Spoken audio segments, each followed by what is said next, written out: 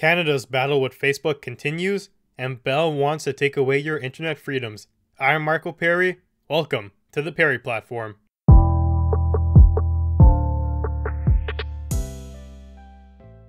It seems like the digital battles are cooking up. Well, they've been simmering for quite some time now, but it looks like today they finally reached their boiling point. Let's start with Facebook. Politicians were questioning Facebook representatives in Ottawa about election interference, and Facebook gave the government the middle finger, essentially. This is just too precious, honestly. I just find this whole debacle to be very amusing. So, when asked, the Facebook rep said they would not remove misleading content from their platforms in relation to Canada's incoming federal election campaign. I actually agree with Facebook's stance here, for the most part. Not with it entirely, though. So, they are a platform, not a publisher. It's not Facebook's job to pursue a political agenda. The very definition of misleading content is interesting. I think it's fair to say about 99% of what politicians say is misleading. They'll say one thing, mean something else, and what actually happens is usually an abomination of the original concept. If we're talking about consistency, well, it's rarely there. What should we do? Stop politicians from using social media? Well, that's one notion, but it seems like it's more likely the tool will be used to combat each other, which is definitely not something we want. I do take issue with one particular situation that was brought up in these meetings though. Videos are being made that are edited to show somebody saying something they never really did. They'll take a clip of a politician or a celebrity talking about something, and they'll splice the audio into something either extremely heinous or stupid to the max. People will see that and think whatever is said on the tape is really happening, and their perceptions of the individual will be tarnished. That's very different from having a misleading opinion or post. It's literally slander that crosses over into political interference. There's not a debate to be had here. There's no ideas that are being exchanged. It's just very harmful content that has no logical bounds. That should definitely be flagged and removed if proven to be fake. Facebook's complete disregard for collaboration I find to be appalling. They have a firm stance, which is fine, but they need to be willing to negotiate a little bit with the government. I am 100% against handing the government the keys to these platforms, but come on. Something like these fake videos, it's a clear, obvious infraction, and taking no steps to combat that, well, it doesn't look good for Facebook. That's not giving in to the government's cry to remove misleading content. It is identifying a quantifiable problem in a very particular scenario and dealing with it. Very different, and I can't understand the stone-cold approach that Facebook is taking here. Now, you fast forward to today, and the same International Committee of MPs from Ottawa issues a second summons for Mark Zuckerberg himself to appear before them. He sent some employees to parley with the government, but now they want the boss. This is very similar to having a crazy ex-girlfriend who keeps calling your phone even though you have them blocked. The first summons that he got was ignored. Why? Because we don't have jurisdiction over him. He's not a Canadian citizen and does not reside in Canada. There's no way for us to compel him to appear. Now you're trying a second time. What results do you expect?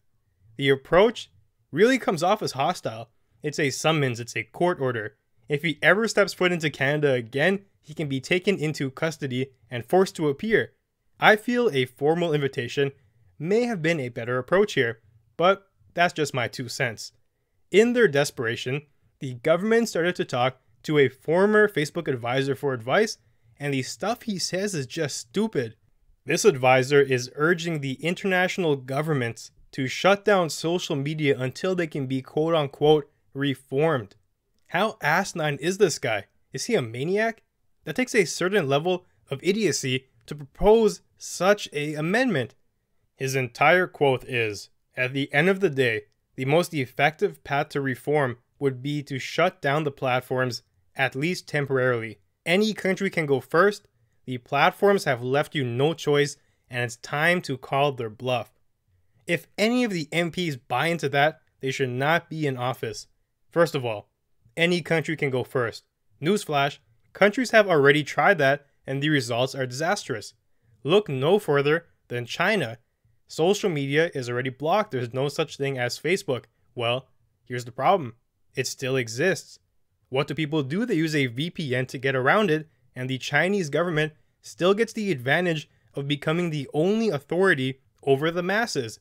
They manipulate the information, they say what they want, and that's the only narrative. There's no means for the people to have a dialogue anymore. How is that ideal? Now, he said, the platforms left you no choice. You must act now. That sounds like something a warmonger would say. You have no choice. Drop the nuke. Go to Plan F right now. All bets are off. Well, here's the thing. No. You do have choices, and there are a lot of them available. Completely banning social media is going from point A to point Z. It's not that far gone yet. Zuckerberg is sending people to talk to you, but you keep dangling legal notices over his head. Also, he's not the only social platform that you have to deal with. It's not just a Facebook issue. You have Twitter, Google, they're all part of the equation too, and this advisor is suggesting a complete meltdown without exploring all the possibilities or even talking to all the interest parties yet. So, let's say the politicians take this guy's advice. Well, that's something called political suicide. They might as well hand in their resignation letter at the same time. Voters would riot over that. Don't believe me? Look at all the interest groups who would take up arms. First of all, lots of people use social media as a means of making a living these days. You have influencers, models, fan pages. They can all go nuts, and they're going to if you take away their means of income. Then you have companies who rely on social media for large parts of their advertising budgets. If you cut that, you effectively cut their profit potential. If you think they'll stand around idly by as you gut them, you have another thing coming. Then, you have the citizens who like social media. You want to take away their favorite toy for a lackluster reason at that? Good luck. You've also got people who worry about freedom of speech who will fight back, as that is a major violation and a clear step towards state censorship. Simply put, it would not work and the opposition would tear them apart. Here's another great quote that comes from these people. These companies are a product of American business culture with few rules, where misbehavior seldom results in punishment. Smart people take that and they get what they can, and they tell themselves they earned it. They feel entitled. Consequences are someone else's problem. That's quite an interesting thing to say, but I wonder, what really is their aim here? I thought we were talking about Facebook removing misleading content, fake news, censorship. If they were talking about Facebook in general, then I would agree. Things like the data mining schemes, those are massive violations and they need consequences. Facebook has dodged those due to a large part in lawmakers and politicians not even understanding what data is. Zuckerberg did appear before Congress and those guys got their ass handed to them. They had no idea what questions to ask, and when they were pressing him, they made themselves look like fools. There has to be accountability, and I agree with that. But when it comes to Facebook refusing to hand control to the government to pick and choose what gets banned, I don't find that quote to be applicable in the least. That's the topic we're talking about here. There's nothing wrong with Facebook's current stance. I find them to be playing hardball a little bit too much, and they should collaborate, but at the end of the day, they are getting mad that Facebook didn't roll over and hand them the entrance through the golden gates of their infrastructure. Really silly stuff. I'm not even the biggest fan of social media myself. There are so many flaws to it, and the negatives to society are evident. But I see a worse reality if we relinquish those services to government institutions. So I'll voice my displeasure at the current approach that's been had. I think there's two sensible paths forward here, and neither of them involve taking down social media. You either have to display a show of strength and strong-arm Zuckerberg, or you have to play nice. Right now they're trying to be tough, but they're failing at it, and Zuckerberg does not care about hearing calls. You get the US and create an extradition. You legally get him detained and sent over for questioning over the various real issues that Facebook has, normally with data and tracking. Along with that discussion, you can talk about removing things like those fake videos, which are blatantly obvious, but things like censorship and quote-unquote misleading content, removal of those things should be off the table. The judge needs to see to that and make sure the government does not overstep their boundaries with this. We can all air our grievances and work something out, but drop this idiotic notion of government influence on social media. The other path here is that governments and Facebook start to play nice. Instead of legally asserting dominance, you should keep things civil. It's clear that Mark Zuckerberg has a crosshair on his chest right now. People want to snipe him and take him down. You wonder why he won't show up. Maybe because the risk of going to jail exists. This game of cat and mouse will continue until they pick a more bona fide approach. I can't even believe I'm defending Facebook and Zuckerberg. It's crazy to me. I am a vocal advocate against them and their plethora of negative practices. I find social media to be reprehensible in many, many ways, but we still can't just turn it away and scorn it because the next entity to take over would be an even worse host. The government controlling social media? Wake up, everyone. Honestly, this is China 2.0, and you see the stories coming out of there. It's really crossing over into dystopian territory. There's a middle ground here, and we need to reach it. Perhaps an arbitration council is really what's needed to bridge the gap. Facebook does not want to do anything. They would rather remain idle, and Zuckerberg is dodging them, while the government wants mass control. They want all the cards to be in their favor. Some items like the fake voiceovers, those need to be controlled for sure.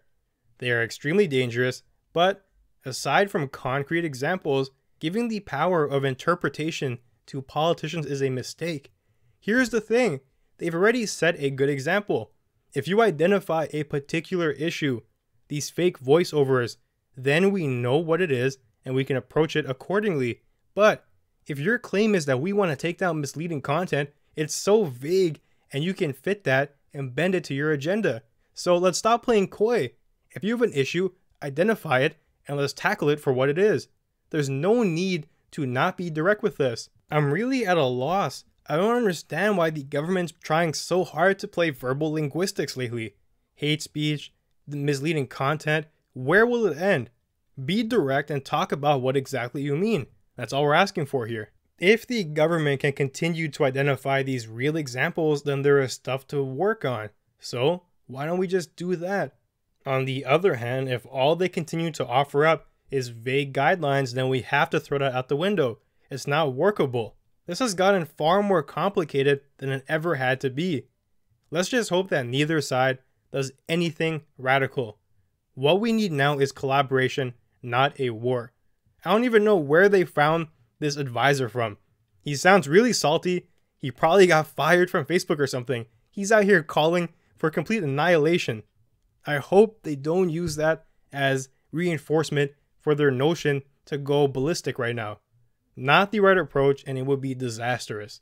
I'll keep you up to date on the latest developments of that story. Now, we get to another digital battle, this time involving Bell, and they want to restrict your internet freedoms. The federal government of Canada is set to revamp their broadcast and telecommunication laws, so recently they held a public consult. Various interest groups gathered to give their suggestions, and among them was Bell, one of the largest service providers in Canada. Most of the idea submissions were kept secret, despite the government's claim of an open and transparent process. It really is no wonder that people don't trust them when they make promises like that. Open and transparent doesn't really mean open and transparent. Oh, wait a second. Isn't that misleading? Yeah, it is. Well, hey, that relates to our first story. Facebook, take that off the air. That's not going to happen though, because coming from the government themselves. Crazy stuff, right? Well, here's the thing. Most of the submissions, even though they were kept secret, some of them did come to air because an Ottawa law professor put in an Access to Information Act request to get details, and here we are now. Some information has begun to surface, and we're learning more about what Bell suggested. One of the few things on Bell's wish list is to criminalize illegal online video streaming. I'll say that again. Criminalize illegal online video streaming. Doesn't that sound kind of weird? It's already illegal online video streaming, and you want to criminalize that now. Take it up a peg. I guess you'll get fined or maybe go to jail for streaming the Raptors game or whatever you want to watch. If it was up to them, that would certainly be the case. Now, that kind of makes sense if you look at it from Bell's perspective. Streaming cuts into their profit margins heavily, especially if it's illegal, as the cost savings is really there. Bell charges an obscene amount of money for cable. People are getting turned off. They want another alternative. Maybe that's Hulu over in America, which is slowly coming to Canada because they stream things like sports now, or Netflix, or if you want something more convenient that you don't have to pay for, you just stream it. Or maybe you'll use something like Pirate Bay, and I'm not condoning those practices, but that's the reality of the situation right now. So from Bell's perspective, they want it all outlawed. Well, maybe that's not the best approach because people have things like VPNs. And on top of that, when has outlawing something ever really worked? The prohibition? Drugs? Now you want to do streaming? I don't know. Maybe you should learn from the mistakes of the past. People are resourceful and they will definitely find a way to bypass whatever blockade you put up. Bell also wants to revisit website blocking. That whole proposal involves creating an internet governance board who will sniff out piracy-based websites, add them to a blacklist, and that would make them effectively invisible from browsers. As a consumer, that kind of sucks, but once again, it's Bell doing everything in their power to siphon as much money from you as possible. The funniest proposal, though, is this third one here. Bell wants the Canadian government to regulate online video providers such as Netflix and Amazon. The first two requests, at least you could kind of see where they're coming from. They sucked, but they were targeting piracy and illegal streaming. Things that are actually not allowed, and they want to maintain their profits, so you can kind of see the angle. Now they're asking for legal competitors to get throttled as well. Why not just request that the Canadian government ban all competitors and declare Bell the supreme service provider of the cosmos? Now, keep in mind, these are just Bell's suggestions on what they want to see in these new laws, not what is going to be put to paper per se. If you think all of these suggestions are biased, well, you'd be right. They are advocating for their own interests, and that is not synonymous with what's best for the country or consumers like you and me. My only concern here is the power of corporate dollars in politics. If Bell can wave a large wad of cash around and influence some votes with donations, it could get pretty dicey because most people do not want these policies to come to light. Then it really raises the question, who are politicians really serving? The people who elected them in? Us. We're the ones who vote? Or campaign donors? In this case, we could really see the distinction here. I hope all of these ideas get tossed, and it might be in our favor actually that the lid was blown off of these ideas. The pressure is going to mount on politicians to not touch these ideas with a 10-foot pole. They all come with very negative stigmas, and now people are talking about it. If the politicians just spring it on us now, that we're passing these or introducing these ideas, we've had the time to prepare, and we've already denounced them. That's a double whammy, and the people responsible would probably take massive hits to their re-electability. As a citizen, you just have to pray that we have some honest politicians, very unlikely. Even as something as recent as the right to repair bill, Apple killed that. They put money into politics and they got their way. The second thing you should pray for is that Bell's pockets aren't as deep and they can't afford to buy the necessary votes to get something like this to pass, because if they kill streaming, that will suck for so many people. Honestly, let's hope it doesn't come to that. Well, that about does it for today. If you enjoy the content, be sure to leave a review and follow us on Twitter @PerriPlatform. Thanks for joining me, and I'll see you soon.